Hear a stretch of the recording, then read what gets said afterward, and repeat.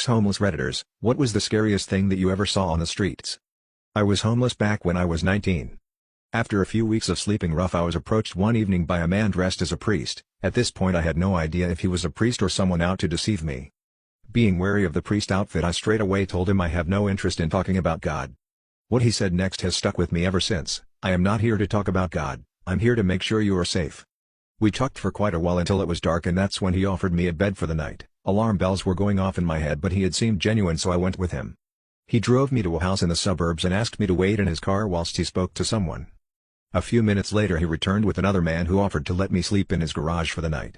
Everything inside me was saying this is a bad idea but I accepted as I had nothing left to lose.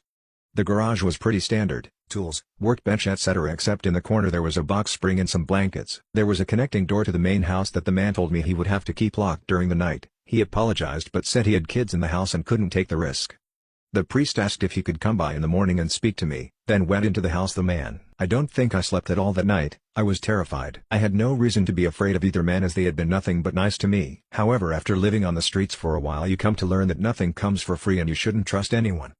The morning rolls around and the most amazing thing happened. The man knocked on his own garage door to ask me if he could come in. This might not sound amazing but when you've been living rough with zero privacy, someone asking if they can enter your space, which is actually his space, gives you a sense of being human again. Someone actually respects you enough to ask your permission.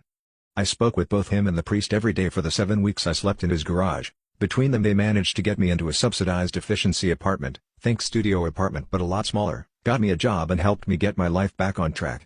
That was over 20 years ago and I will also be indebted to both of them. I still send Christmas cards to the man whose garage was my home and visited him 2 years ago for Thanksgiving. Sadly, the priest passed away a few years back but I guarantee that if there is a heaven, he got fast-tracked in.